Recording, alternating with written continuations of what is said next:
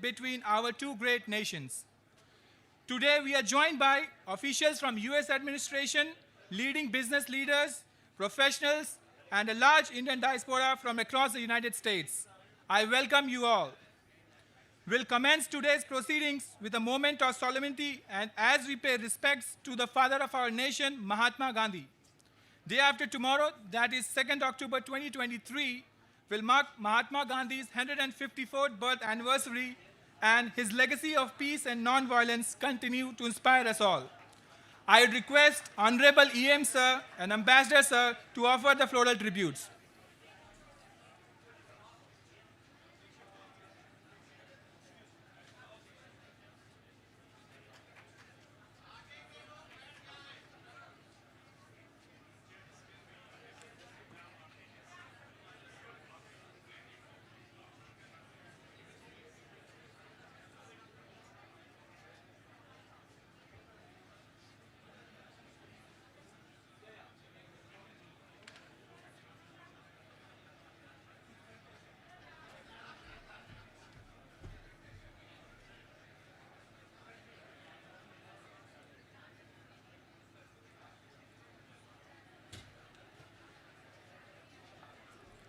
Thank you, sir. Moving forward, we dive into the deep cultural diversity of India. We start our today's program with the famous Garba dance. Garba is a traditional folk dance from the western Indian state of Gujarat.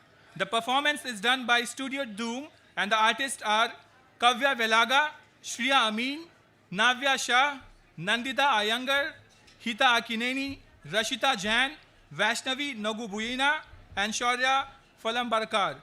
Thank you.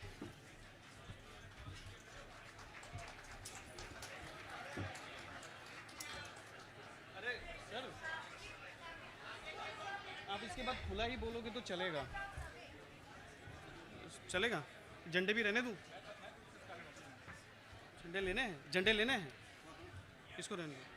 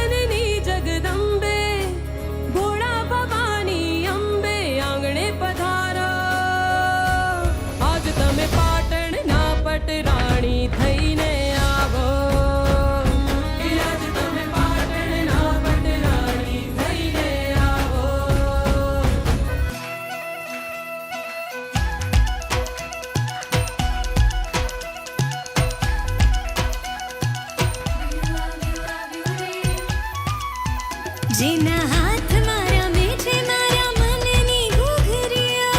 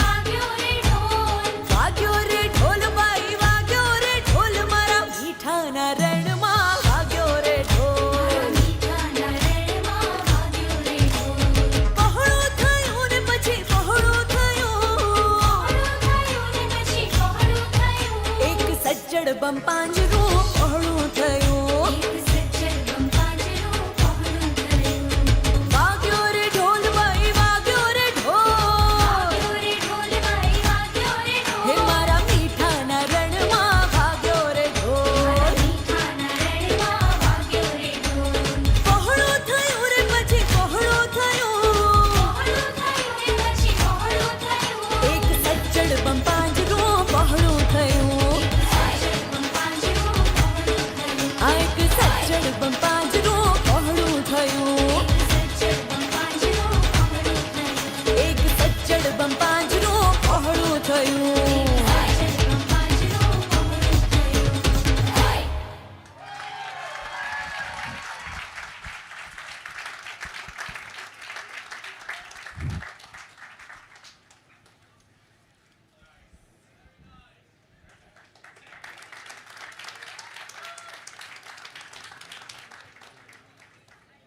Thank you, Dhoom Group, for this classical performance. Now we move to the next performance of today's afternoon, the very graceful Dudiki dance being performed by the diaspora members from Odisha Association. Dudki dance is the traditional folk dance from the eastern Indian state of Odisha. The artists presenting this performance are Devaki Nandan Chaudhary, Debabshi, and Manaswi.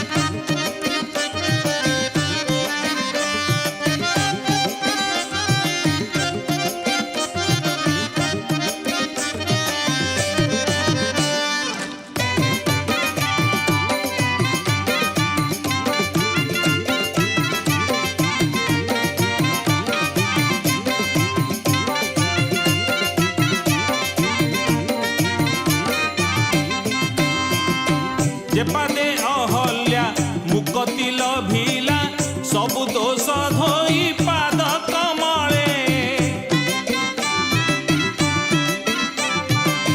जेपादे Ahalya मुकति लभिला सबु दोष धोई पाद कमले गंगारे कैवर्त्य कला पाद धौत गंगारे कैवर्त्य कला पाद धौत बढ़ाइल पाद कि कौतूहले रघुनाथ हे मति चरण तले रघुनाथ हे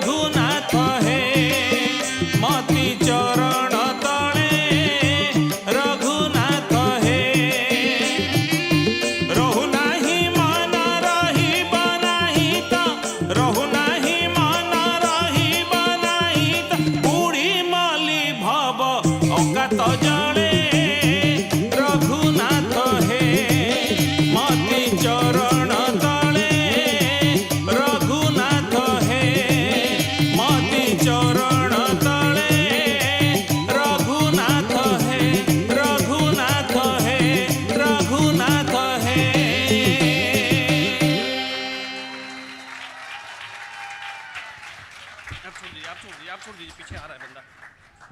आप जेना एक आप चलिए, आप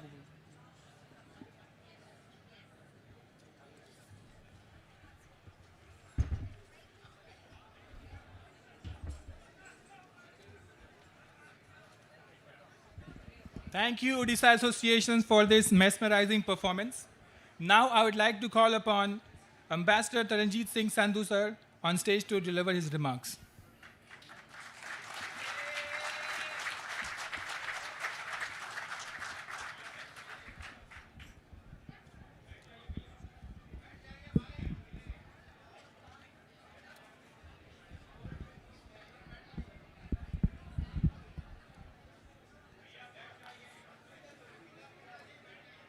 External Affairs Minister of India, Dr. S. Jaishankar. Mrs. Jaishankar, today is a rather active day on the US Congress. So we have a number of congressmen who are, once the voting is over, will turn up. But I'll just mention Congressman Thanedar, who's expected, Congressman Ro Khanna, we have Congressman Rich McCormick, and we have Congressman Mike Lawyer, and of course Congresswoman Deborah Ross, and Senator John Ossoff will also drop by. So I just want to extend a welcome in advance to them. We also have the White House Domestic Policy Advisor to President Neera Tandon. She's also finding her way in. We have, as I will call Punjab da Munda, the White House National Drug Control Czar, Dr. Rahul Gupta. We have amongst us one of my very old friends, Deputy Secretary of State, Rich Verma. And we also have a special person amongst us, that is Rich's father, Dr. Kamal Verma. Dr. Kamal Verma was a scientist in United Punjab and then United States and served here. So a wonderful example of the bridge we always talk, which all of you here are. We have amongst us Director of National Science Foundation, Dr. Panchnathan. Panch, as all of you know, is actually one of the driving force in the science and technology handshake and cooperation and collaboration which we are having currently. We also have amongst us the DFC Deputy CEO, newly minted, Nisha Biswal. I think she is a very popular name in India and has served on India account on a number of occasions, but this time she has a much, much wider portfolio. So wonderful to have you here. We are also expecting the Surgeon General, Dr. Vivek Murthy, to come soon. We have friends from the Hill. We have state legislators here. We have officials from the US administration and various states. We have friends from industry, leading professionals, academics, think tanks, media, and we have the wonderful members of the diaspora from all over the United States.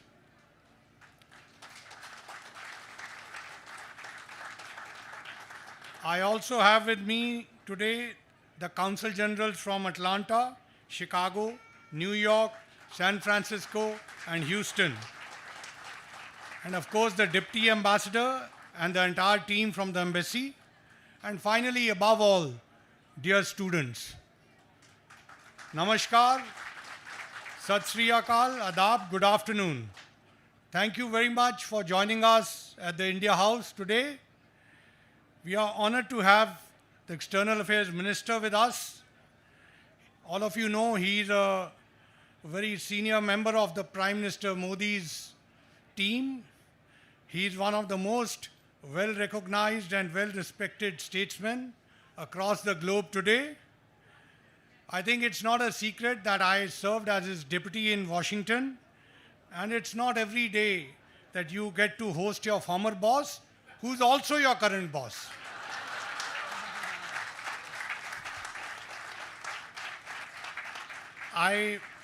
I must admit here that Josh and positivity are infectious, and I've learned so much from him. Welcome back, sir and ma'am, back to India House. Now they say to speak and to speak well are two different things. So to speak, you will have my example, and to speak well, you will have the External Affairs Minister speaking.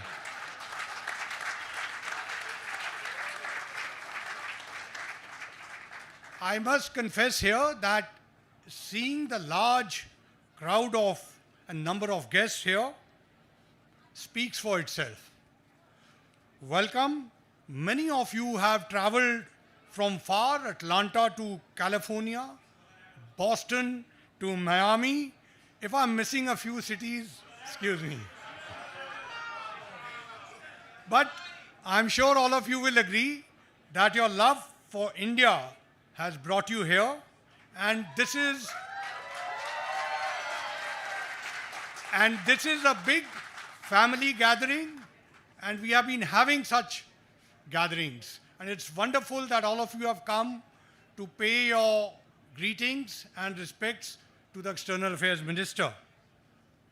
The theme of today's gathering is, as you can see, colors of friendship. We are celebrating the 4 Ds that brighten India-US Dosti: diversity, democracy, development, and diaspora. Friends, around this year, we celebrate many different festivals. Janmashtami, Ganesh Chaturthi, Milad Unnabi, Rosh Hashanah, Navroz. We are soon going to have Navratri, Dussehra, Diwali, Gurpurb. After that, we are going to have Thanksgiving and Christmas. So this is a reflection of our diversity. As all of you know, that India is a land of 1.4 billion people, world's largest democracy. Perhaps one of the world's largest pluralistic democracy. Home to all the major religions of the world: Hindus, Sikhs, Muslims, Buddhists, Jews, Jains. Nearly 20,000 languages and dialects. Each state in India, and you will see some part of it today, has its own cultural identity, own language, customs, traditions, satire, cuisine, attire, and some of the cuisine you will taste today in India House. The rich and vibrant colors of India, the very essence of our existence, our own uniqueness and our own Indianness. And United States too is one of the most multicultural societies. The threads of diversity and democracy that connect us run deep and strong. Today is also, we are celebrating and paying homage to Mahatma Gandhi. His birth anniversary is coming on 2nd of October. It's well known that he has inspired millions across the world, including the United States. And his message of hope and dream, equality and liberty, freedom and empowerment is ever relevant.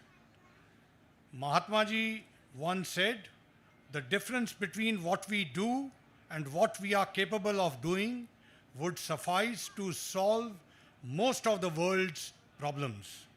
This is so true of India-US relations too. Friends, India's development story today has attracted global significance. We are a home to the 3rd largest tech ecosystem, creating a unicorn almost every week. We have the largest world's renewable energy expansion program, the largest world's financial inclusion program, world's largest health assurance program. We are also the largest producer of generic drugs globally. And of course, we are the largest producers of movies. I'm sure all of you watched them. I can go on, but effectively, we have used technology for good governance. However, our vision of development is neither self-centered nor myopic. We aspire for the global good.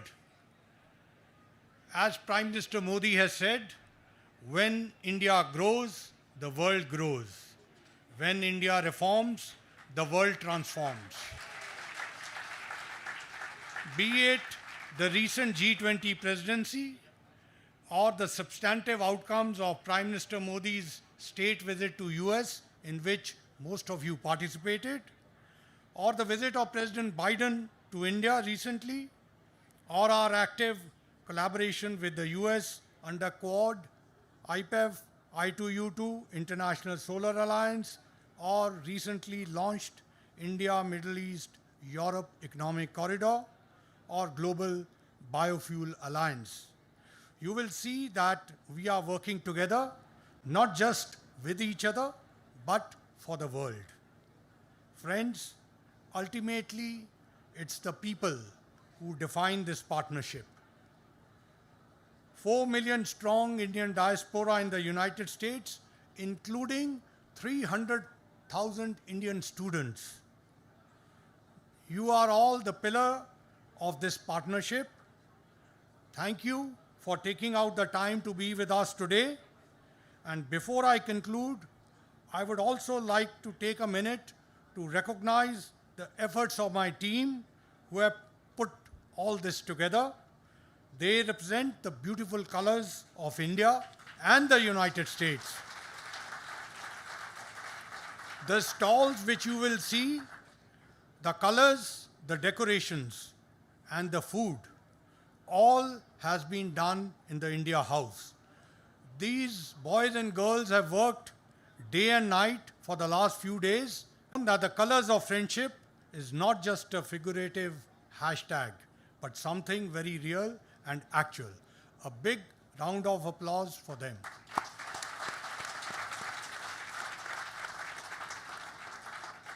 Let me wish you all happiness, health, and success, and thank you very much for joining us today.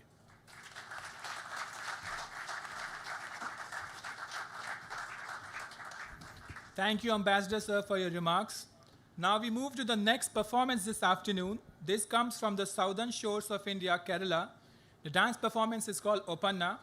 Opanna is a song and dance performance popular among the Muslim community of North Kerala, usually performed by women during weddings. The dance is being performed by Shoshana Lee Thekanatu, Jacob Thekanatu, Ishani Shalima, Ishita Shalima, Jennifer Jitu, Meera Verma, Sanaya Korampurat, and Tisha Nair. The team may come on the stage, please.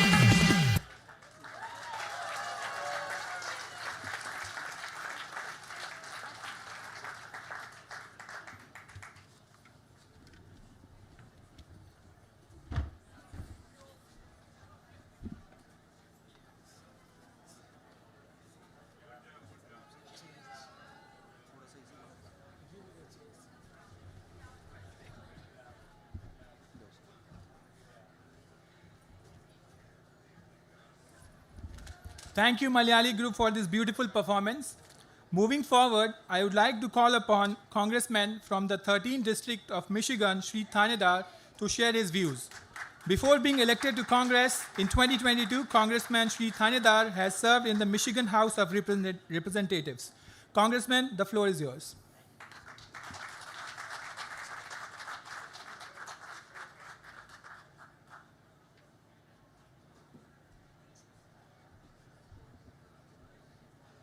Good afternoon. How is everybody? Wow, so beautiful to see all of you here. Thank you for everything you do every day. We have, Indian Americans have done so well in every walk of life, and now we're trying to make a mark in the political arena, right? I just came from the United States Congress and just cast a vote to make sure we do not shut down U.S. government.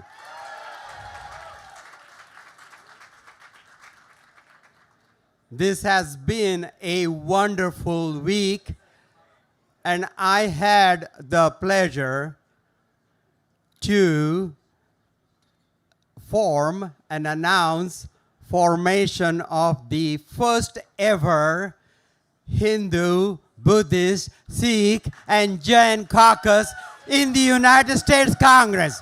Very first time. Yeah.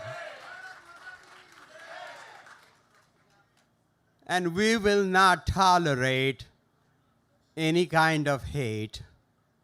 We will not tolerate any kind of bigotry against any religions that we practice.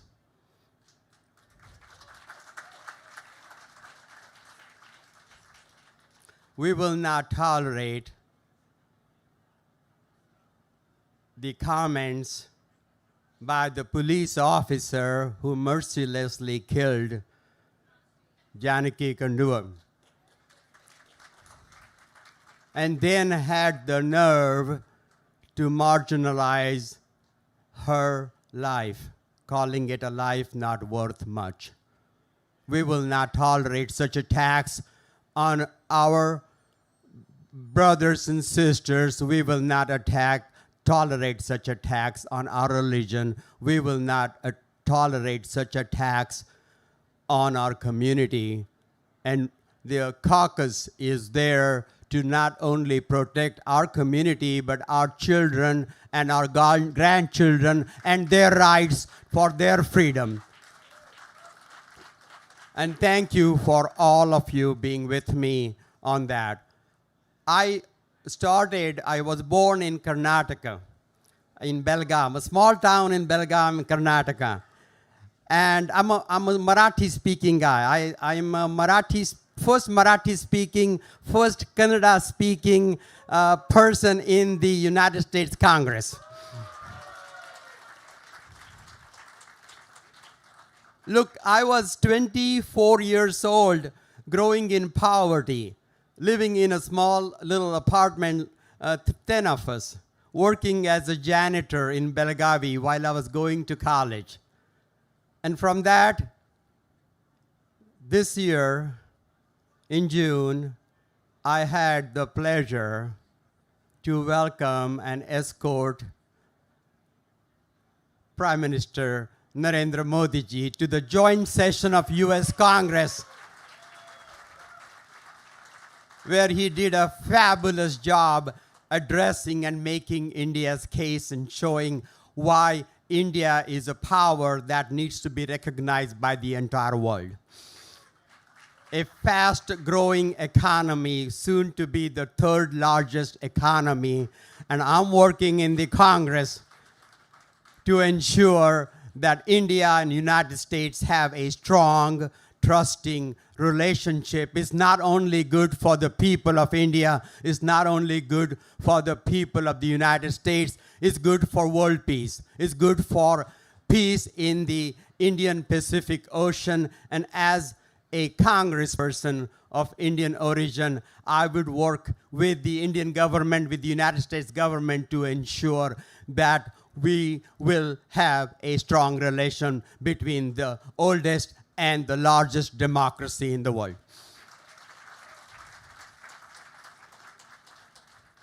I don't want to take a lot of your time. I know there's a lot of things going on here, so I'm going to be brief, but I will be fighting, I'll be working hard, and you can reach me in my office. My office is just simple, Thanedar.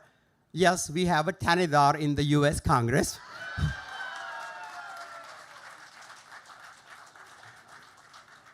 So it's Thanedar.house.gov. Reach out to us. We have an office in Detroit, Michigan. We have an office here in DC. And I represent Detroit, Michigan. As you know, Detroit suffered and so continue to suffer from the systemic racism. And Mahatma Gandhi's principles are key in fighting against racism, fighting against injustice. You know, Martin Luther King called Mahatma Gandhi his guru, right?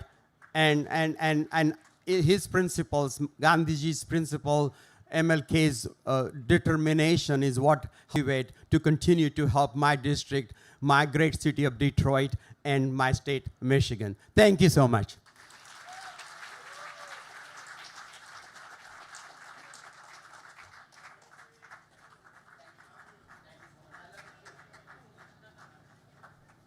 Thank you, Congressman, for your remarks. Moving forward, I would like to invite Director of the Office of National Drug Control Policy, Dr. Rahul Gupta, on stage. Dr. Gupta is a renowned physician and was elevated to lead the White House Office of National Drug Control Policy in October 2021 and became the first medical doctor ever to hold the position. Dr. Gupta, the floor is yours.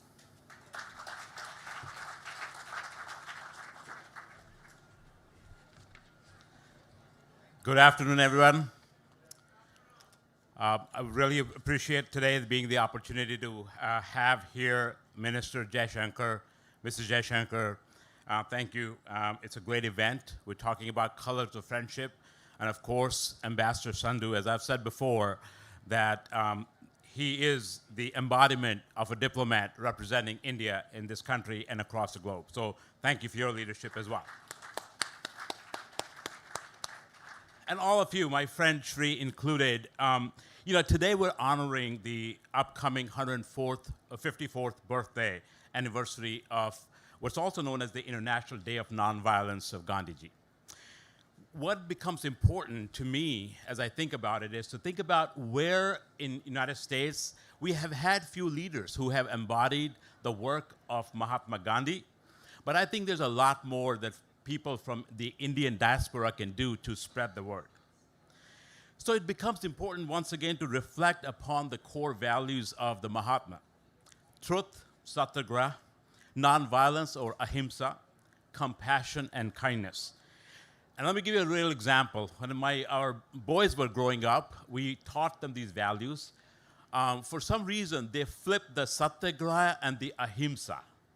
So whenever they fight with each other, and boys fight, their signal to stop fighting was satyagraha.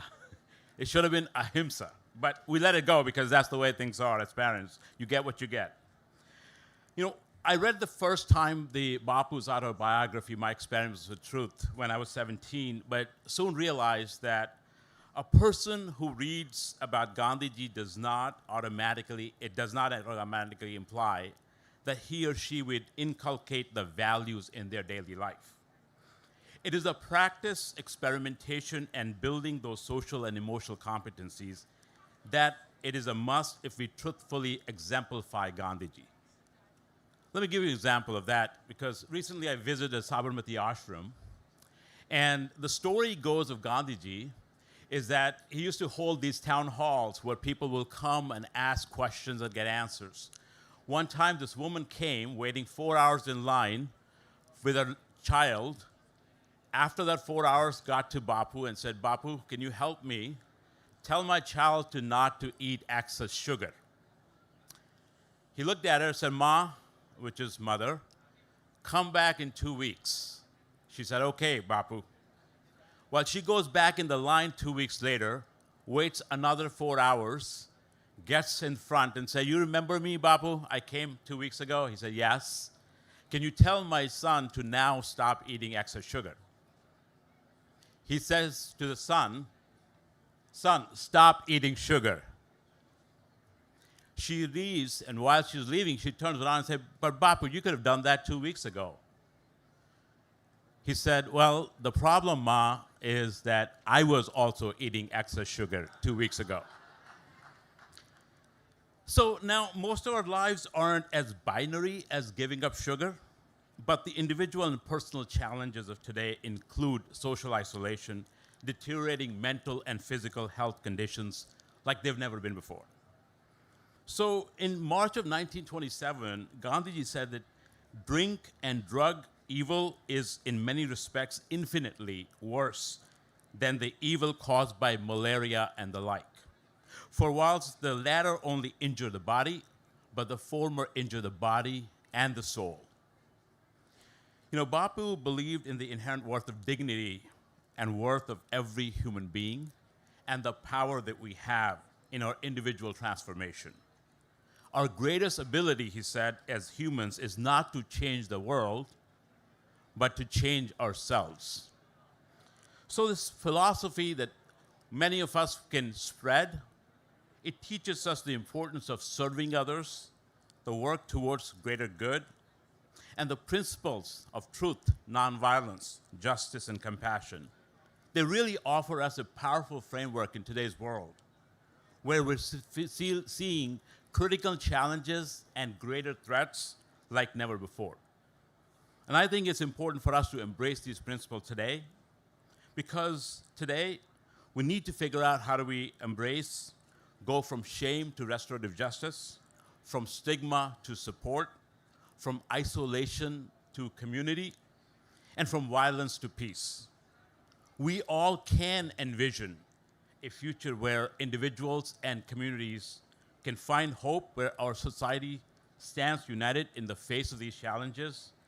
And so in this spirit of unity and empathy and nonviolence and peace, that we must honor Gandhi's legacy as we forge a path towards a more comprehensive and loving world. So thank you very much for having me.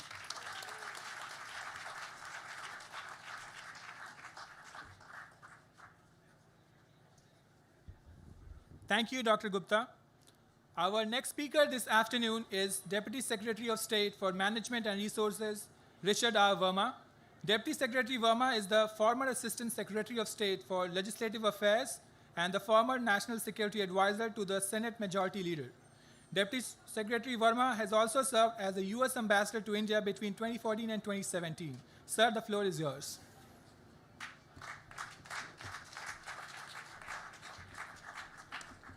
Thank you very much. Good afternoon, everybody. Hope you're doing well. It's great to see everyone.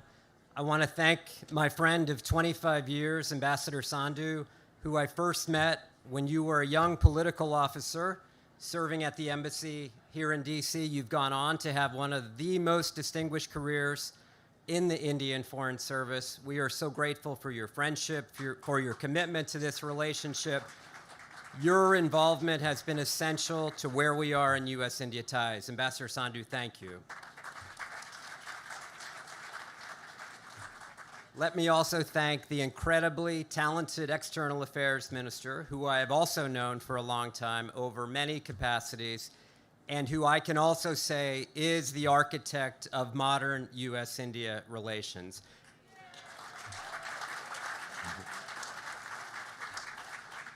We would not be in the strong place that we are today, but for the External Affairs Minister leadership. Thank you so much.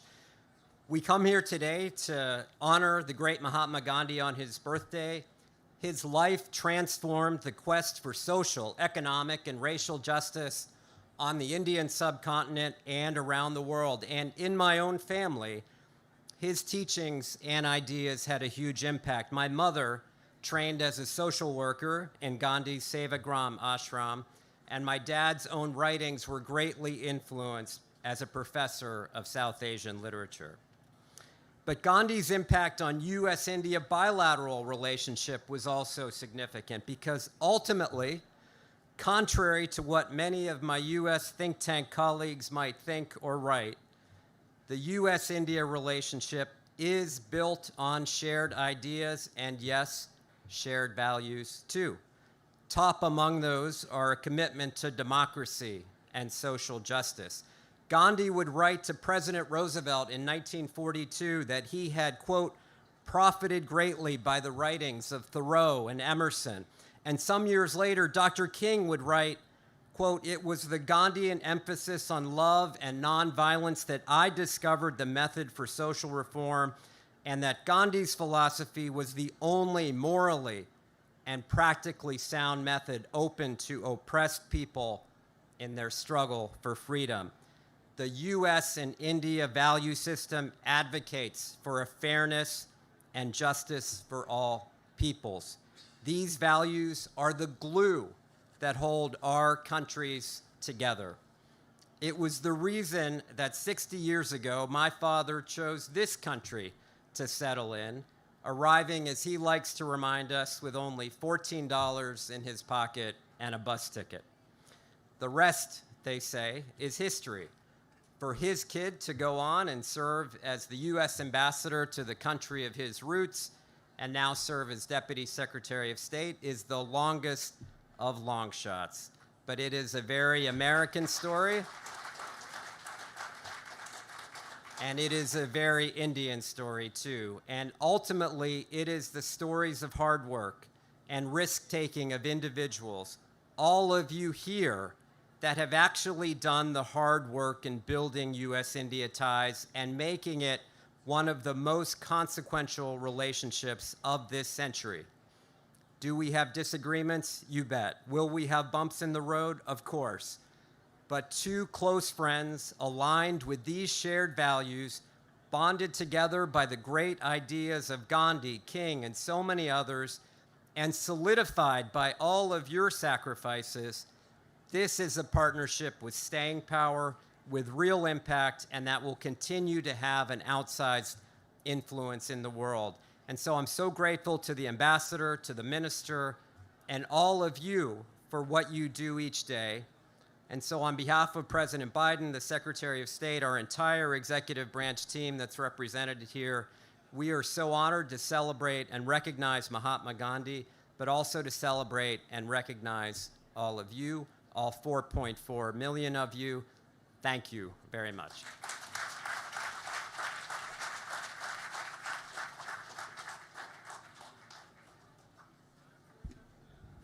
Thank you, Deputy Secretary Verma. Now, I would like to call upon Director, U.S. National Science Foundation, Dr. S. Panchnathan, to share his views. Dr. Panchnathan has been a leader in science, engineering, and education and was nominated as the 15th Director of NSF in 2019.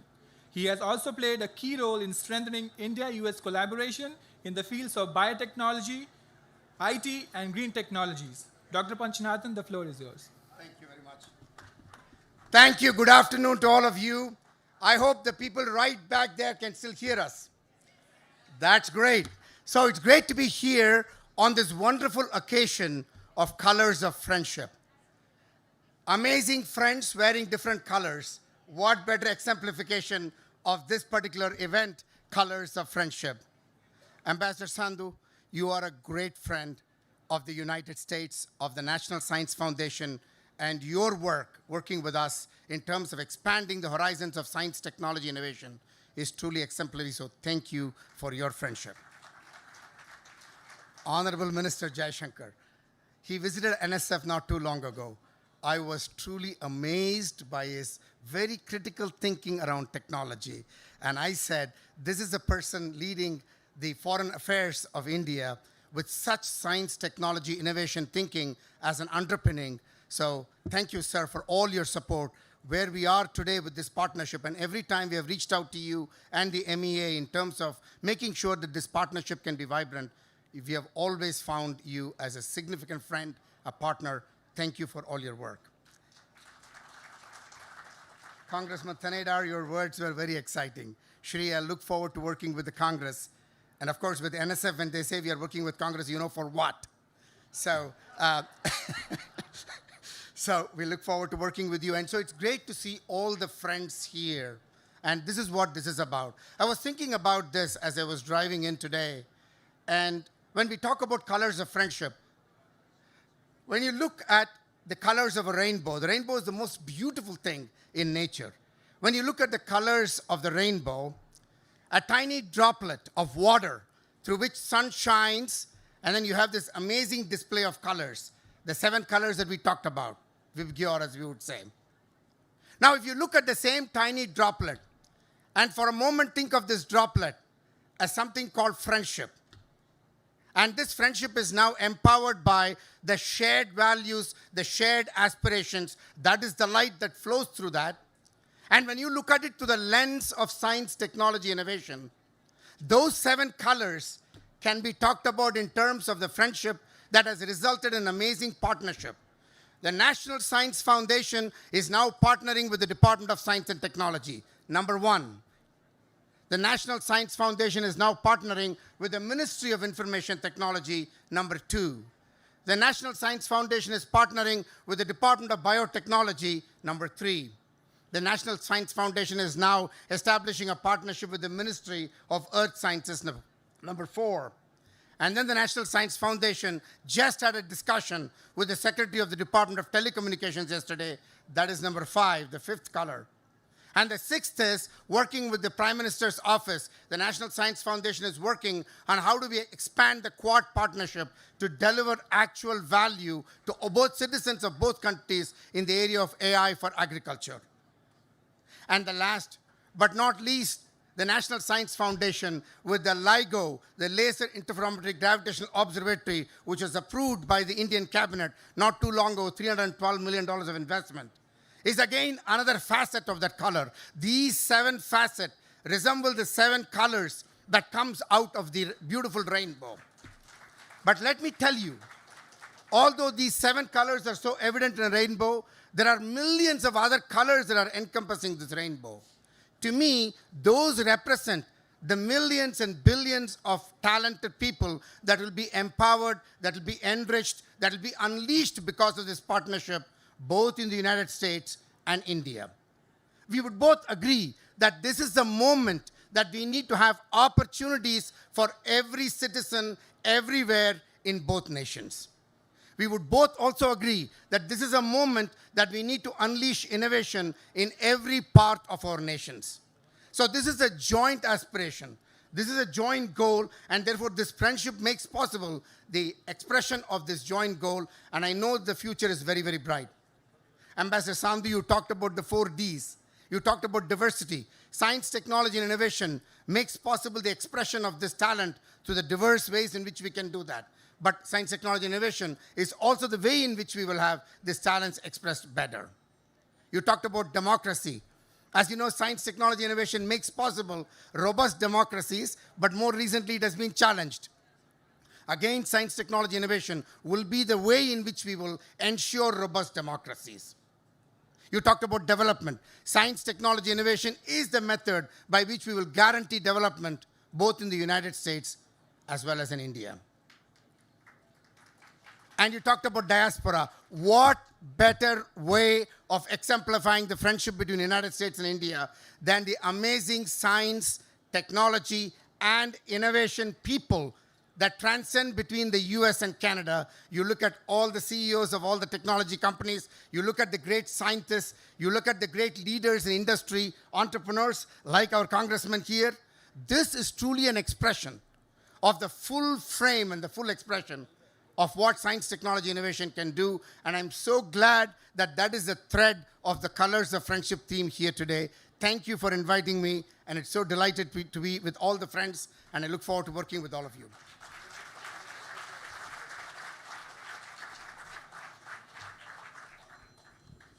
Thank you, Dr. Panchanathan. I would now like to call upon Assistant to the US President and Domestic Policy Advisor to President Biden, Ms. Neera Tandon. She has previously served as Senior Advisor and Staff Secretary in the White House.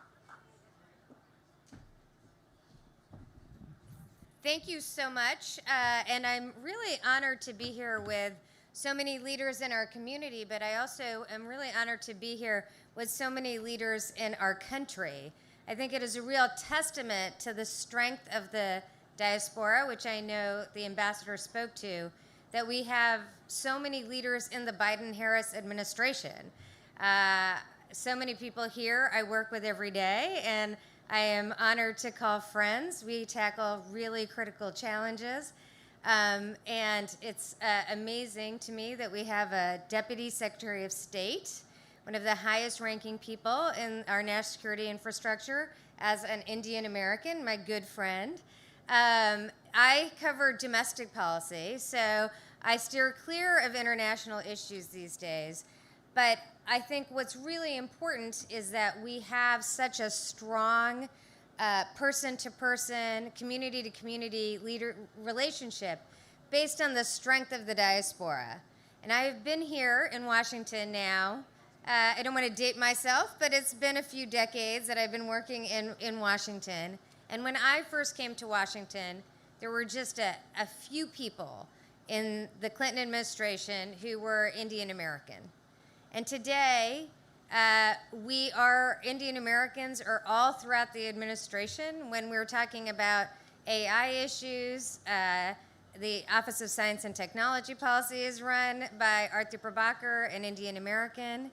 When you hear the president's words in his amazing speech on democracy just 2 days ago, those words are written by Vinay Reddy. In fact, you can't throw a stone in the White House and not hit an Indian American these days. So, no, that's something to applaud.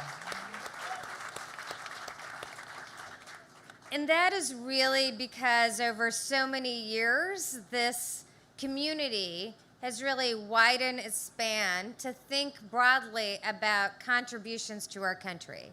As immigrant, when I first came to Washington, most people asked me why I was here and not working in medicine or in business or some other area, and I don't get that question anymore because of really how much our community has honestly matured and recognized that we can participate and contribute in so many ways. And I think it is the strength of that relationship and the strength of the democratic participation that we are part of that really builds on the U.S.-India relationship, and it is an honor to be here with the foreign minister, Mr. Jaishankar, who is a great leader across so many issues and has recognized for years the important strength of the diaspora. And so I really want to say I'm here because whenever the ambassador calls, I answer. He's one of the strongest ambassadors India has ever had. He is a real and fierce advocate for the U.S.-India relationship, and more importantly, an advocate for the U.S.-India partnership. It is a true partnership, as Rich laid out. So really, I am here to say thank you. I am here to say thank you for the vision, leadership, advocacy, and strength of this community, which I know is such a vibrant part of American democracy. And thank you for being more and more engaged in civic participation in our democracy. We're lucky to have more and more members of Congress, like Congressman Srinadar, and I am who I consider a great colleague. And I'm really thankful for all of your engagement in this relationship, which I think strengthens both the United States and India. Thank you very much.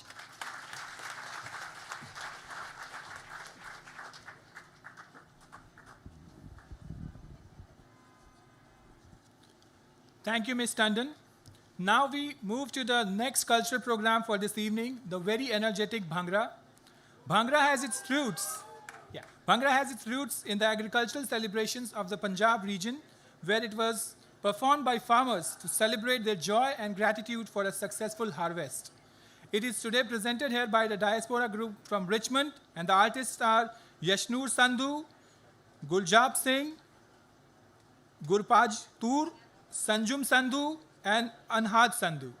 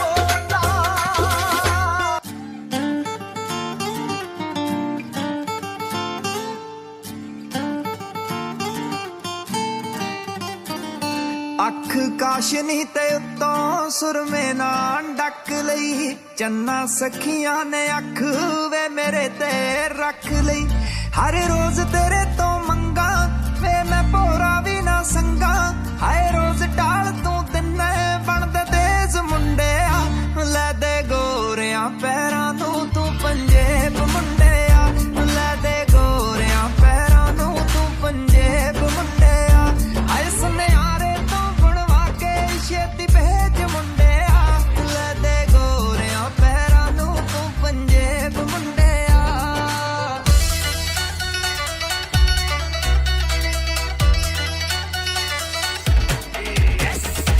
ਹੋਏ ਫਿਰਦੇ ਹੋ ਡੋਲ ਡੱਪ ਸੋਹਣਿਓ ਹੈਗਾ ਕਿ ਨਹੀਂ ਹੈਗਾ ਦੱਸੋ ਸੱਚ ਸੋਹਣਿਓ ਹੋਏ ਫਿਰਦੇ ਹੋ ਡੋਲ ਡੱਪ ਸੋਹਣਿਓ ਹੈਗਾ ਕਿ ਨਹੀਂ ਹੈਗਾ ਦੱਸੋ ਸੱਚ ਸੋਹਣਿਓ ਕਦੇ ਤਾਂ ਕਰਾ ਦੋ ਚੱਕੇ ਜੈਬ ਸਾਡੇ ਵਾਸਤੇ ਕੱਢਿਆ ਕਰੋ ਜੀ ਕਦੇ ਕੱਢਿਆ ਕਰੋ ਜੀ ਕਦੇ ਟਾਈਮ ਸਾਡੇ ਵਾਸਤੇ ਕੱਢਿਆ ਕਰੋ ਜੀ ਕਦੇ ਟਾਈਮ ਸਾਡੇ ਵਾਸਤੇ ਕੱਢਿਆ ਕਰੋ ਜੀ ਕਦੇ ਟਾਈਮ ਸਾਡੇ ਵਾਸਤੇ ਐਟੀਟਿਊਡ ਰਹਿੰਦੀ ਬਿੱਲੋ ਤੇਰੀ ਅੱਖ 'ਚ ਪਤਾ ਨਹੀਂ ਤੂੰ ਫੇਰੇ ਵੀ ਬਾਕੀ ਦੀ ਚੱਕ 'ਚ ਅੱਖੀ ਪਾਈਆਂ ਤੂੰ ਸ਼ਨੈਲ ਦੀਆਂ ਐਨਕਾਂ ਪਾਈਆਂ ਤੂੰ ਸ਼ਨੈਲ ਦੀਆਂ ਐਨਕਾਂ ਇਹਨਾਂ ਨੂੰ ਪੂਰਾ ਚੱਕ ਨਖਰੋ ਹੋਣੀ ਤੂੰ ਸਾਡੇ ਵੱਲ ਇੱਕ ਵਾਰੀ ਤੱਕ ਨਖਰੋ ਸਾਡੇ ਵੱਲ ਇੱਕ ਵਾਰੀ ਤੱਕ ਨਖਰੋ ਸਾਡੇ ਵੱਲ ਇੱਕ ਵਾਰੀ ਤੱਕ ਨਖਰੋ ਹੋਣੀ ਤੂੰ ਸਾਡੇ ਵੱਲ ਹੋਣੀ ਤੂੰ ਸਾਡੇ ਵੱਲ ਹੋਣੀ ਤੂੰ ਸਾਡੇ ਵੱਲ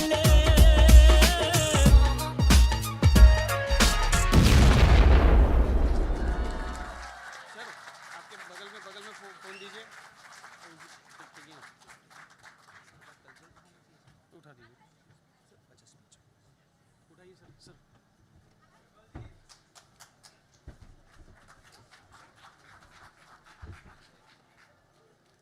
इसे बीच में रखना ध्यान से देखिए सामने से देखिए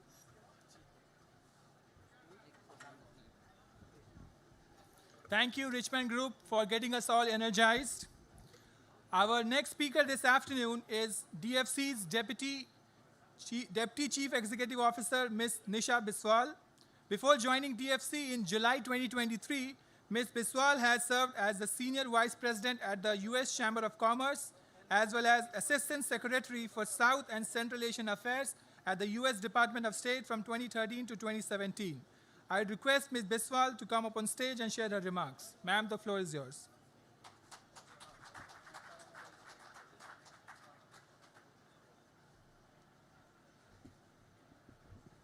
Well, what a hard act to follow. My goodness, that was a great performance. I just want to say it is so exciting to be working on U.S.-India relations and to be up here with colleagues who have been part of this relationship for 25 to 30 years of their careers, have invested so deeply in furthering ties between our two countries. Colleagues like the External Affairs Minister who, from his days as Joint Secretary Americas has been such a key part of every building block of this relationship. The Ambassador Taranjit Sandhu, who has been here since he was a first-term political officer working to really invest the U.S. Congress in the importance of the U.S.-India relationship. And the Deputy Secretary who, from his days in the Senate, from his time in various administrations, has been building block after block of the architecture of this relationship. I count them all as good friends. Neera Tandon, from her perch in think tanks, in administrations with Congress, and now in her important role in the administration. Colleagues who have been really investing in this relationship for decades and decades. It is not, however, a government-to-government relationship. It is far, far more than that.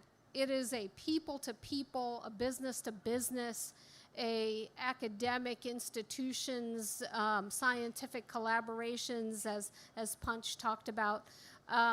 And it's most importantly a indication and a result of the investment of this very large and active Indian American diaspora that has been persistent over decades in building that relationship as well. So thank you for what all of you have done. I am now in the privileged position of working at the Development Finance Corporation as its deputy CEO. We are looking to create important, impactful ways of financing infrastructure, energy, health, food security around the world. Nowhere are we more active than in India, our largest portfolio of investments, where we are. Thank you. It is such a critically important relationship because India is a driver of growth. India is a driver of development, not only in its own borders, but around the world. And so this partnership becomes critically important. We're working in India and with India to diversify solar supply chains so that we are not all globally dependent on one country for the renewable technology that we need on our planet today. We have 2 large solar manufacturing projects in India today.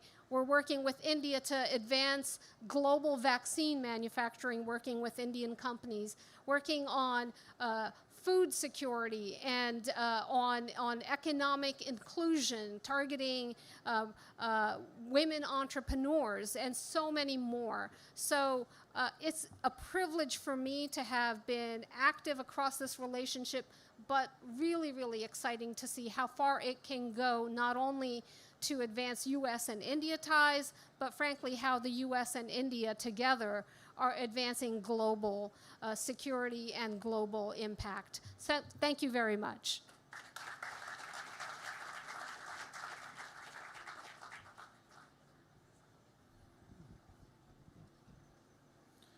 Thank you, Ms. Biswal. Moving forward, I would like to call upon Congressman Rich McCormick. He has been representing Georgia's 6th congressional district since 2023. Prior to becoming a congressman, he has served in U.S. Marine Corps and U.S. Navy for over 20 years. Congressman McCormick now serves on Standing Committee of Armed Forces, Committee on Foreign Affairs, and Committee on Science, Space, and Technology. Congressman McCormick, the floor is yours. It is really good to see you here today. What an incredible couple of years for India. To have a spaceship go to the dark side of the moon for $64 million, are you kidding me? I wish the United States could do that. We'd be a lot better off. To see the vaccine wars and see what the women scientists in India have done. To see a growing economy that's going to be someday the 3rd largest in the world. I feel it, and I feel like after that, maybe even the 2nd largest. I hope they don't become the 1st, because then the United States is in trouble. But I love the fact that we have so many Indian students coming back and forth. You're seeing this exchange of information. This is the closest our nations have ever been, and it's only going to get better. One of the things I love about the Indian diaspora here, not just the great success, not just the fact that you're the wealthiest, the most successful, but the fact that you're becoming some of the most influential people in the United States. Think about this, 2 presidential candidates. Think about this. Leading scientists, leading business people, leading doctors in every capacity. In the future, think about this. In the future, if you continue to be engaged and you think about what's important to you, the family values, creating jobs, creating an economy, having opportunities that exist nowhere else in the world, that exist now here in the United States, but also in India, with a constitution that's very similar. You literally could be the people to choose the next president of the United States. This is our future. This is what we're excited about. I just came back from India a couple weeks ago on the first freshman Codel in the world to India, met with amazing people, including the Prime Minister, and really excited that this is just the beginning of something special. We have common enemies, but we are common friends, and we're going to continue to exchange technologies and economies and even military operations that will benefit us for generation after generation after generation. Remember this when I say, and I mean this wholeheartedly, that in my district we probably have 100,000 Indian diaspora. 1 out of every 5 doctors is from the Indian diaspora. Some of the most successful schools in the entire nation are about 70% from the Indian diaspora. That is the future. Let me conclude by this. If you stay engaged, I want you to think about this. I know we have people from both sides of the aisle here, but I'm going to make my pitch for just a second. Think about what represents your community. I mean that sincerely. Are you for getting ahead? Did you come here for opportunity? Did you come here for quotas? Or did you come here to excel beyond all other people based on hard work, creativity, ingenuity, and intelligence? The difference in your opportunities, what schools you get to go to, what your businesses get to be accomplishing, and what taxation and regulation are going to be placed on you. I am all for empowering you for your great success because nobody knows success better than you. God bless you, and let's keep it going. Thank you.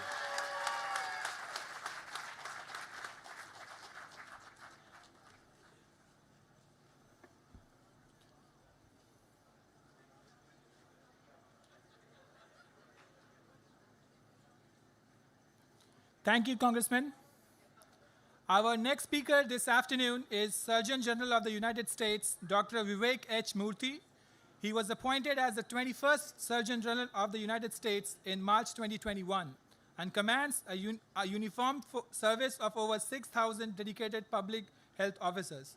Dr. Murthy, the floor is yours.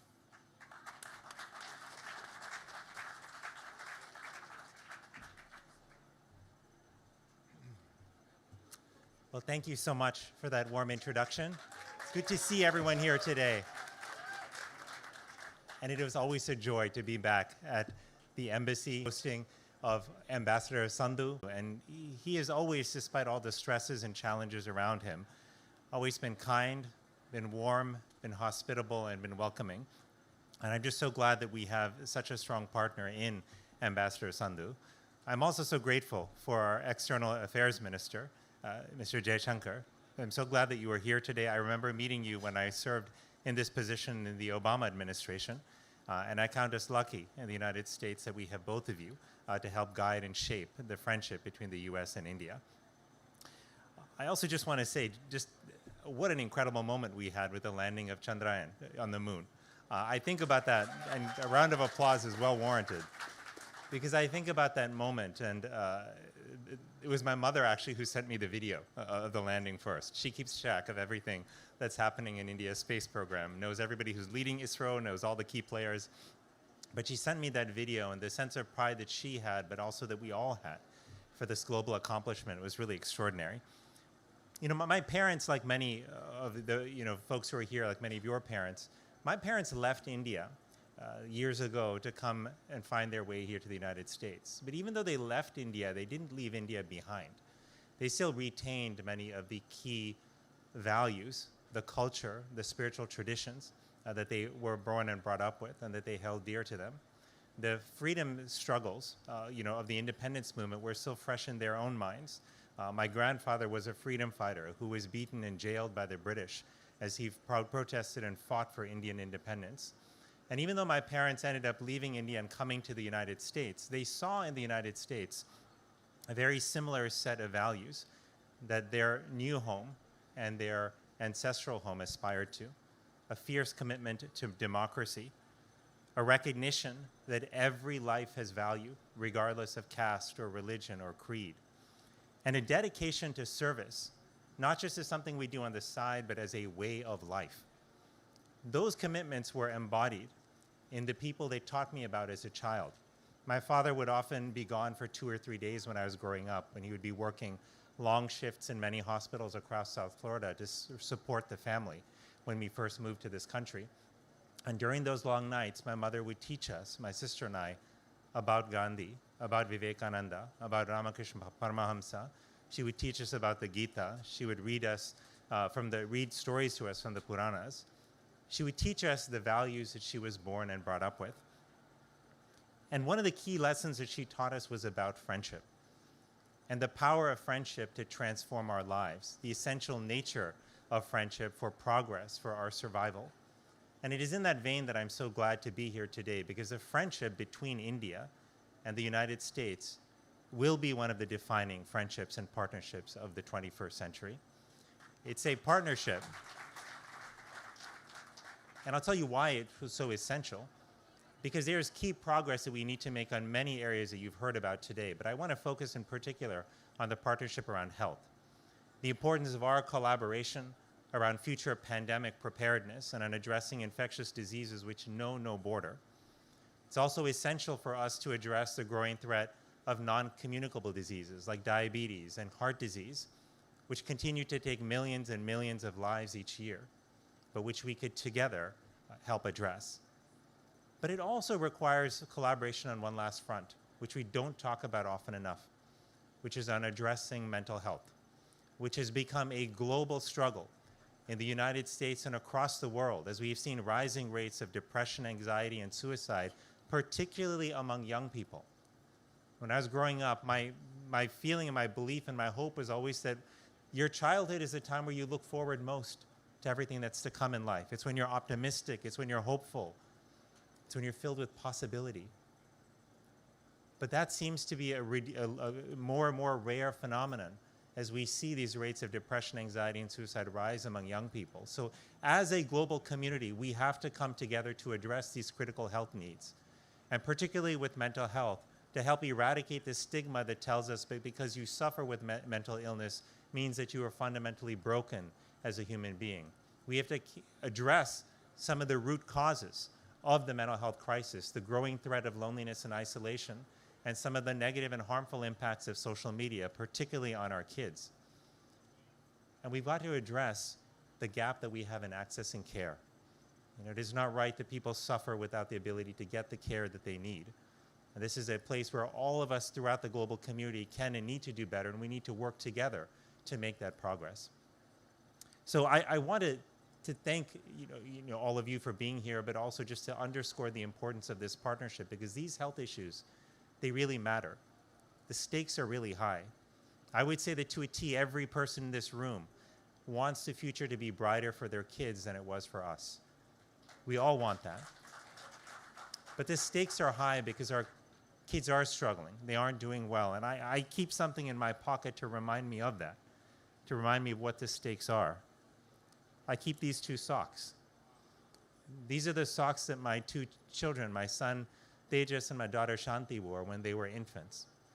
And I travel with these, I keep these with me because they remind me that the work that each of us does, whether we're in the government, whether we're in the United States and India, whether we're in the private sector, we do that work because the most important stakeholder we have in mind that we need to serve is our children. And together we can make good on the hope that we all have of creating a better world for them and for future generations. I thank you so much, and I'm so grateful for our partnership.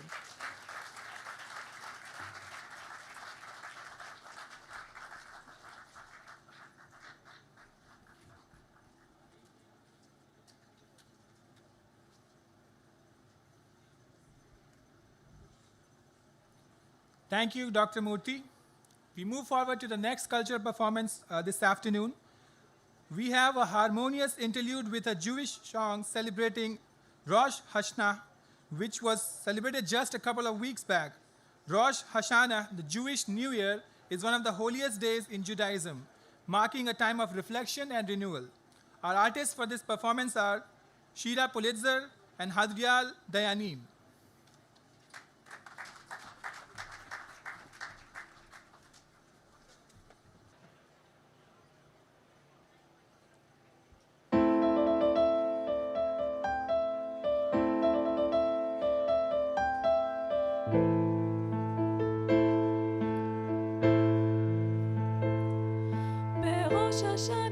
בראש השנה, פרחה שושנה אצלי בגינה. בראש השנה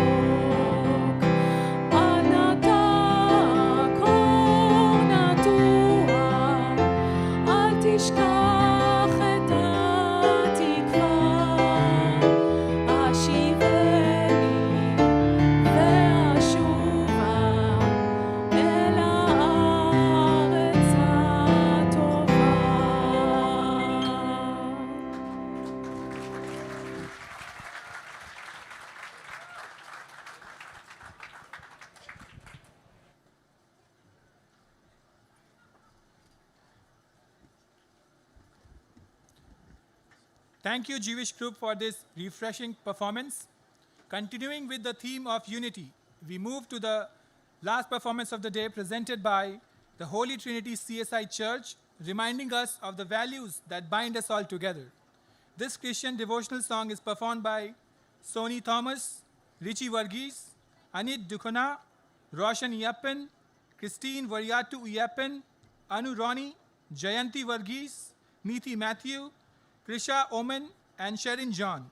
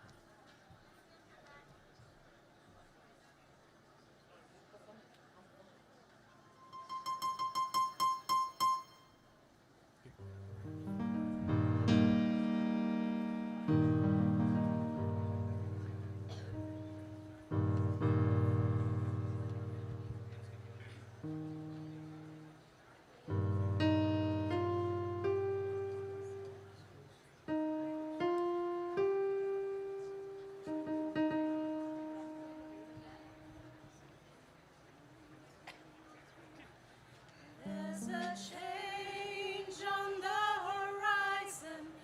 There's a change that's sure to come.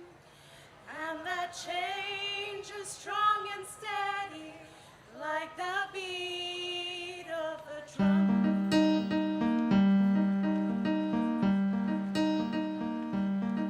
In each life there is a spirit. In its spirit there's a light. And that light is there to guide us, like a beacon in the night. Let your light be a light of promise. May it shine with a brilliant glow. Let your light be a light of freedom. Let it burn and let it grow.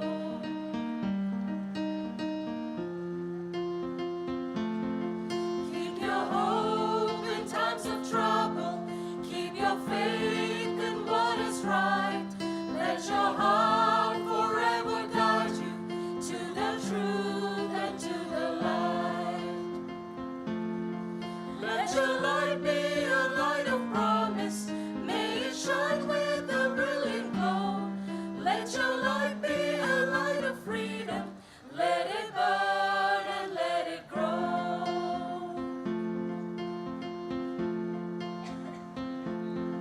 There's a change on the horizon. There's a change that's sure to come. And that change is strong and steady, like the beat of the drum.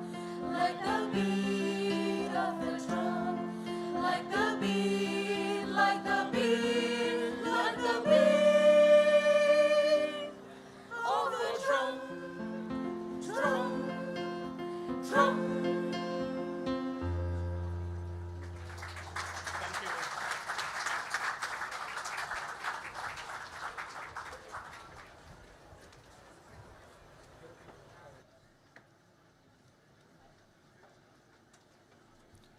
Thank you, Holy Trinity CSI Church, for this melodious performance. Now, I would like to request Honorable External Affairs Minister of India, Dr. S. Jaishankar, to come on stage and make his thoughts. Sir, the floor is yours.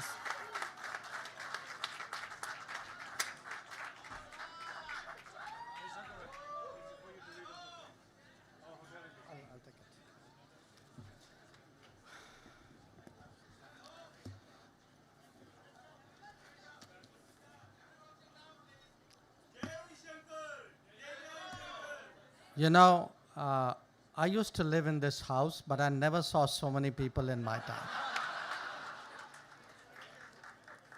So let me begin by crediting our energetic and enthusiastic ambassador, who's really brought a great deal of josh into this relationship.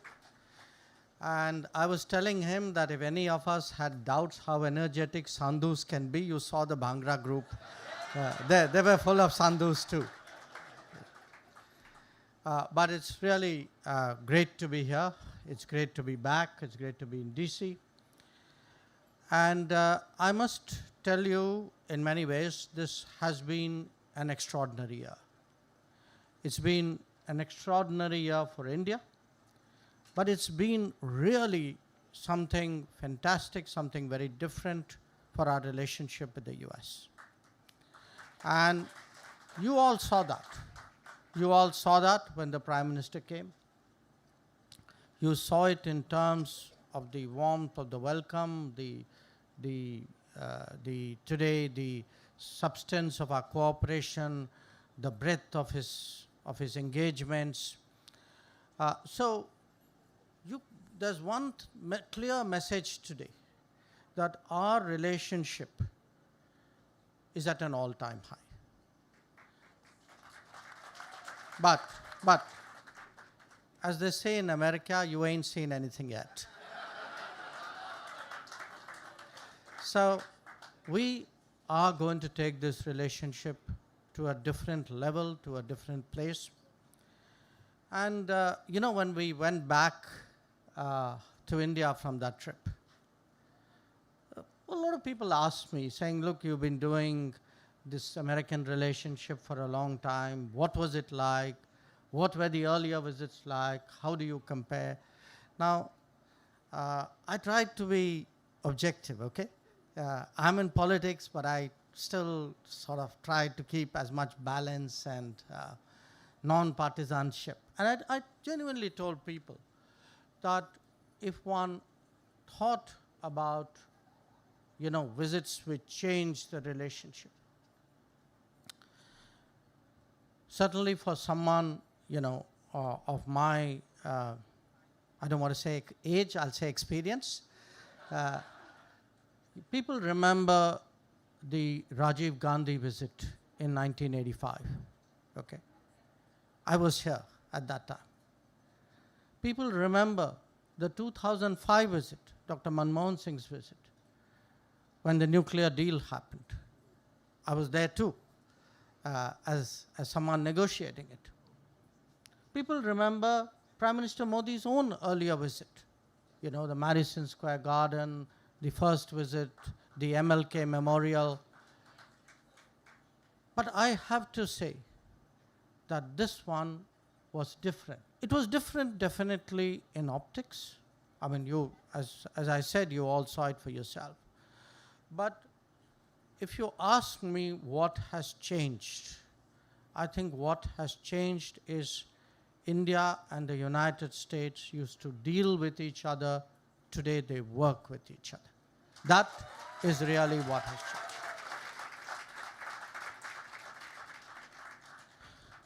Now, there are a lot of scientists here. Scientists like to talk about data. They make correlations, right? Right, Punch? So I want to give you a data, and I want you to make the correlation about our improving relationship, okay? When Pandit Nehru came to the United States in 1949, there were 3,000 Indian Americans. When Indira Gandhi came to the United States in 1966, there were 30,000 Americans, Indian Americans. When Rajiv Gandhi came here in 1985, there were 300,000 Indian Americans. When Narendra Modi came, there were more than 3 million, now going on to almost 5 million. So, get the correlation. What's the change? You guys are the change. If there is something unique about our relationship with the United States. It is actually the human bond that we have between our two countries. And it is this bond, because, you know, countries do business with each other. Countries do politics with each other. They have military ties, they do exercises. They have cultural exchanges. But when two countries have that deep human bonding, that's a completely different ballgame. And that is today the defining characteristic of our relationship. And so I want to tell all of you, and I know there's, you know, out of the, whatever, 4.5 million, some of you aren't here, but the role, responsibility, contribution of the community to this relationship. This is something fantastic. There are really no words that can capture it. And it is on that foundation that today we are looking ahead for a completely, I think I heard the words, a new hope on the horizon. I think that was the last song. So I think when we look at the horizon, we really see fantastic possibilities out there. And it's the community which is going to deliver on that. Now, my visit this time, I came to New York for the UN General Assembly. I then came to Washington, which we often do. I met my counterpart, Secretary Blinken, the Defense Secretary Lloyd Austin, the Commerce Secretary Gina Raimondo, the Trade Representative Catherine Tai, the National Security Advisor, did a few business meetings, addressed a few think tanks. This is what foreign ministers do for a living. But when I speak today to the world, to people in the United States, to people of other countries, the many foreign ministers I met in New York, I want to share with you that this is truly a different India for which I speak. It is an India which, as you heard from others, is capable of the Chandrayaan-3 mission. It is an India which was able to pull off the most spectacular G20 and prove those who said that we will not be able to get 20, I don't want to say quarreling countries, but 20 countries with different positions to come to the table together. This was an India which showed during COVID that it could not only look after its own people, but which could extend a hand to more than 100 countries across the world. It is a country, it is an India today. The ambassador spoke about unicorns. Now, many of you know, for example, you know, in the telecom world today, how important it is to have your own 5G. Today, we are the country where the fastest rollout of 5G is happening. So, I want to say in many ways, you know, if there is a spring in our step, a confidence in our voice, a sort of squaring of our shoulder, there are very good reasons for it. Because it is built today on 10 years of hard work. It is built on, you know, there are domains where, in fact, our capacities have doubled, have tripled. I think it would perhaps come as a surprise to many of you that as many universities and colleges have been created in the last 10 years as they were existing in the 65 years before that. That is the kind of change today that is taking place in India. Now, in the various discussions that I have been in, I'm often asked, saying, okay, you know, you've done this a long time, so tell us, where do you think this relationship is going? Now, it's hard for me today, really, to put a limit on it, to define it, to even voice expectations. Because in every way, I mean, ask yourselves, I mean, many of you came, some of you would have come here more recently, many of you have been here longer, all of you have tracked the relationship because this relationship is, after all, your own story. Ask yourself, what did you think 3 years ago, 5 years ago, 10 years ago? And would you not agree with me that today, in every way, this relationship has exceeded expectations? Which is why today we don't even try to define it. We actually keep raising the bars. We keep finding new domains. We keep, the more we do with each other, the more we find we are able to explore together, to achieve together. So for me, in this changing world, because the world is truly changing, if you look at the state of the world, the challenges before the world, the relationships of countries, I would say today India and the United States have moved to a position where we really see each other as very desirable, optimal partners, comfortable partners, with whom it's a natural instinct today to pick up the phone, or if you meet somewhere, to have a conversation, to share your anxieties, to explore your solutions. So the chemistry and the comfort today of the relationship, this today gives me enormous hope about where the prospects are. A concrete aspect of that is actually the world itself. That this is a world of greater technology. That everything we do, from the phone you use, I see it in everybody's hand, to the cars in which you drove in, to any transaction that you do.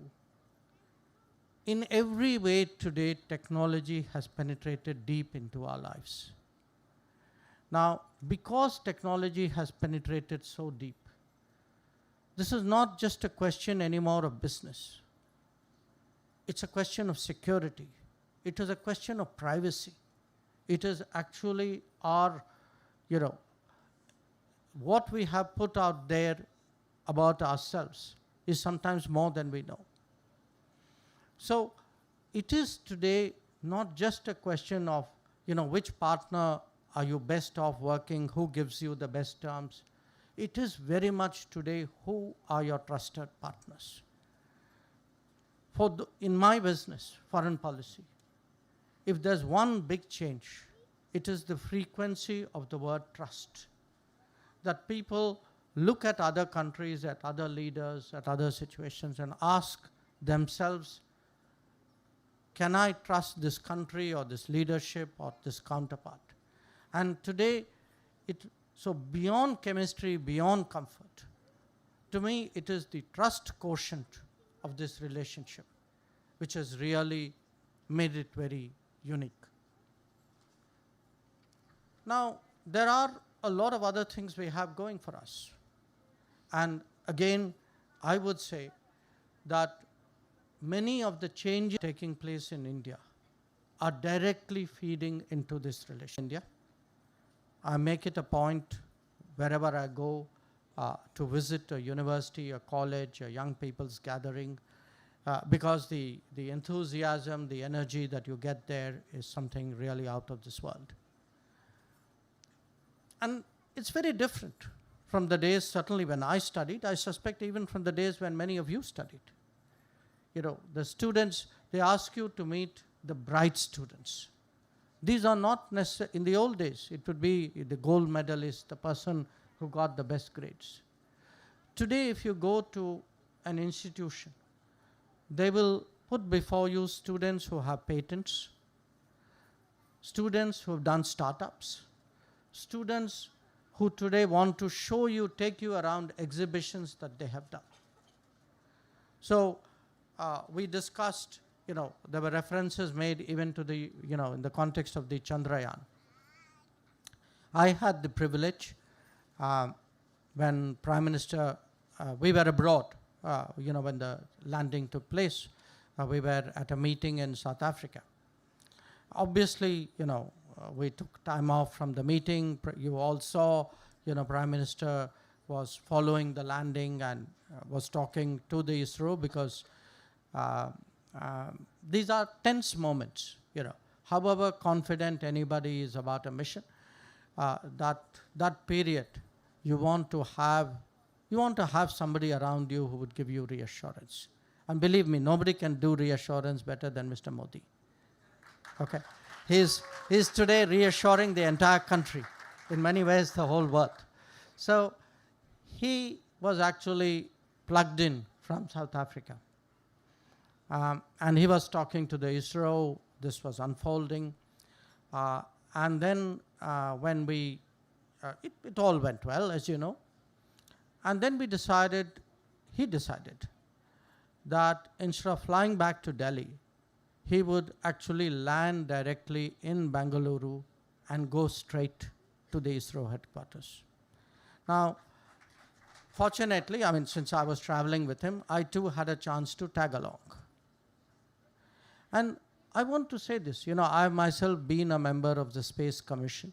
When I was Foreign Secretary, I've been interested in space and nuclear for a long part of my career. When you sat there and there was this room of about 1,000 people, at one level, they looked the most normal people you could think of. Yet, you could feel they were the most special people.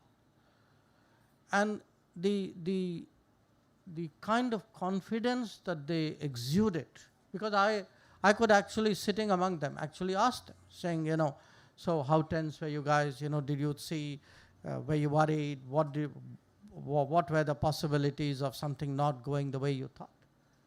And I must tell you, it was, their confidence, their conviction about the mission was simply amazing. Now, because it stuck so deeply in my mind, a few weeks later, I went to Kerala. Now, in Kerala, they have an institute which trains people for space. Okay, it's called the ISST. I think it's International Space, Indian Space Applications and Technology Institute, something. Anyway, so I went to that institute, and these were BTech, MTech, PhD students. These were people who had the feedstock of our space program.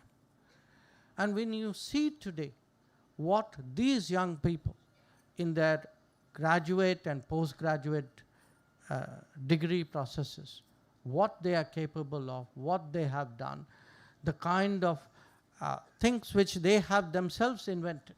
I mention this to you because, yes, it's a great achievement. No question. Yes, we've joined a special club. But today, in many ways, the new India is an India of Chandrayaan, it's an India of CoWIN, it's an India of 5G.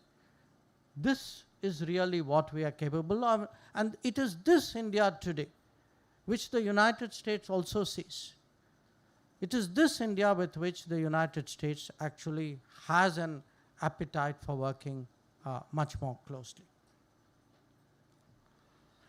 Now, it's an interesting discovery I made, that if you look at some of the recent things which India, we've done together, they all start with the alphabet I.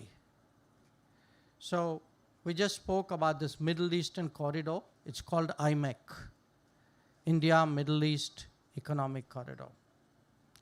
There was an earlier initiative called I2U2. This is India, Israel, United States, UAE. All of you are familiar today with the term Indo-Pacific. Even when it comes to technology, we speak about ISET. Okay. So clearly, the alphabet I think, is very good for the United States. Somewhere, folks, people have figured this one out, Go for the alphabet I, then pick a word, Hopefully there's a country there. There are good people out there. Those are the guys you need to work with. So what I want to say again is that, this relationship today, I started at a time in the early 80s when you actually had to explain where you're from, what you're about. It's good to see members of Congress here. Those were tough days, they didn't even let you into the rooms in the Congress. And there were, at that time, there was no Indian American member of Congress at that time. But if one looks at the journey, how far we've come, and how deep this relationship, how broad this relationship. There is no department in the government today that doesn't have dealings with their Indian or American counterparts as they may be. But I think, as Nisha reminded us, this is not about government. It is something very much bigger. That when we, I see today the levels of interest in second level, third level, sometimes even rural area about the relationship. Again, I'll share with you an experience. We had gone back after Prime Minister Modi's visit. And many of you know I'm a member of Parliament from Gujarat. Okay. So that's not the story. The story is still coming. So we hear, it's often, I'm sure it happens in the US as well, which is members of Congress, members of Parliament from a particular state gather together. So we had this evening in the Gujarat State House in Delhi. And there were, were a few ministers as well. Prime Minister was good enough to come. All the MPs are there. And then one of the ministers said, there's this, there are these folk singers, these people who twang something, they make up the words. It's like a song about what's happening in the world. Now, what was really amazing to me? Here was this folk singer. I think he was from Kutch. Okay, these are people who are, I would say, self-taught, self-educated. They make up things as they go along.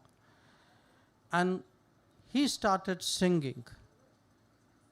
He told Prime Minister Modi, saying, I want to sing a song about you. And then, when he sang the song, and my Gujarati had to struggle a bit to keep up with it, he sang actually. There was a bit about Prime Minister's America visit. That today, actually, if a visit to the United States, a Biden-Modi meeting, has entered, the boondocks of India, that if balladeers are making songs about this, that tells you something both about how actually connected we are to the world, but also today, how much in people's mind this relationship matters. So once again, let me say it's great to be back.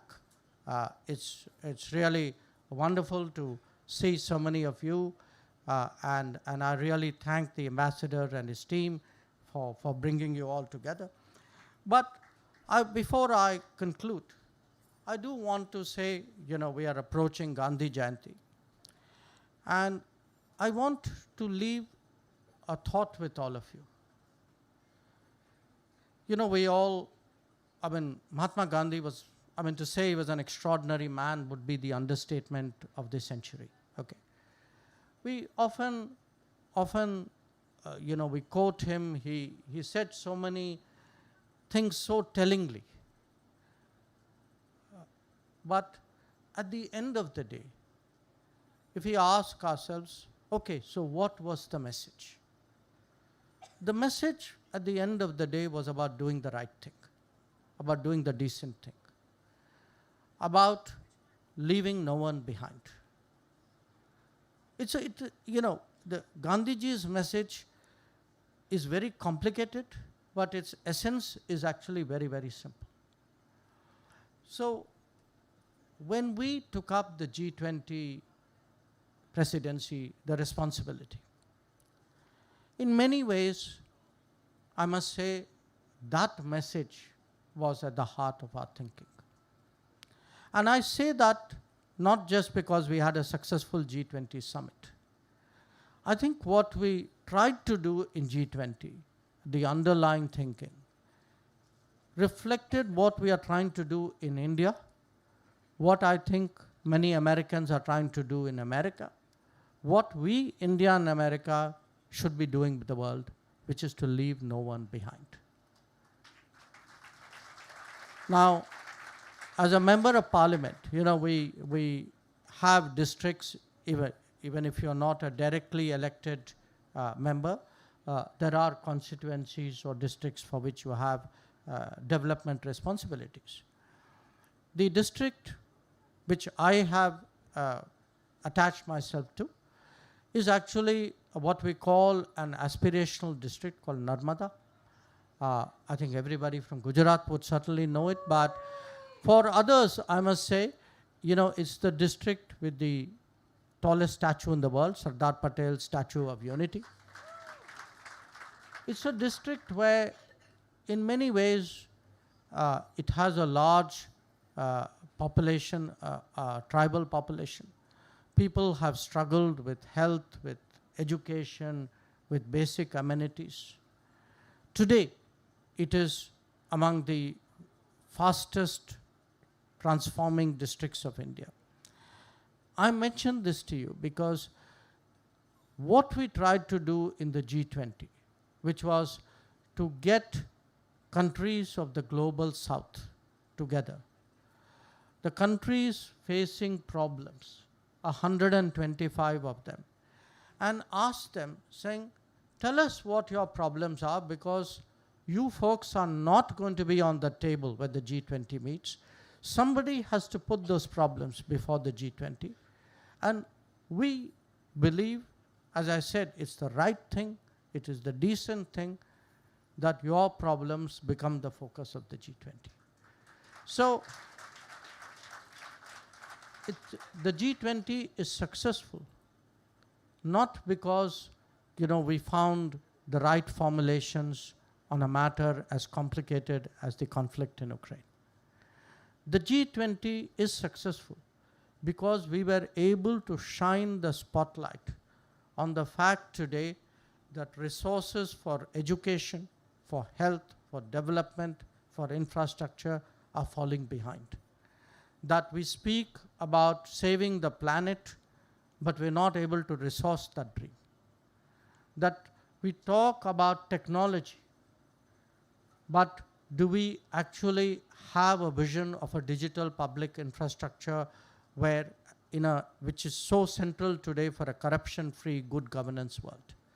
And it is because we were able to get the G20 on the right issues. That, to my mind, is what India's leadership, what India's contribution today is. And I want to recognize one thing, since I'm here standing before a lot of Indian Americans. Obviously, as the host, when things go well, the host always gets the credit. It's reasonable. But the G20 could not have come together if all the members of the G20 did not work for its success. I think particularly, I must say, because I am in this country today, the contribution that, the support and the understanding that we got from the United States to make a successful G20, I think that is something I would certainly like to recognize in public in Washington, D.C. So it may have been our success in a literal way, but I think it was the G20's success. To me, it was also a success of the India-US partnership. So once again, it's great to see all of you. I'm not quite sure what happens in the program, but I want to leave one last thought with you. When I was coming here, these excellent gentlemen of my security detail asked me, saying, so what would it be like when you go to India House? I told them that you'll meet the most disciplined Indian Americans. People who will not rush you, people who will not crowd you, people who will come, people who will come, in groups, stand here. It would be my privilege to get the photograph taken. So I told them, this is an easy evening today, no problems, guys. Now, I hope you don't prove me wrong. Okay? So once again, really, thank you from the bottom of my heart. It's great to see all of you. And all I can say, please keep giving this partnership the support it needs, the support it deserves, the support it expects. And I can promise you that this relationship, like the Chandrayaan, will go to the moon, maybe even beyond. Okay? Thank you.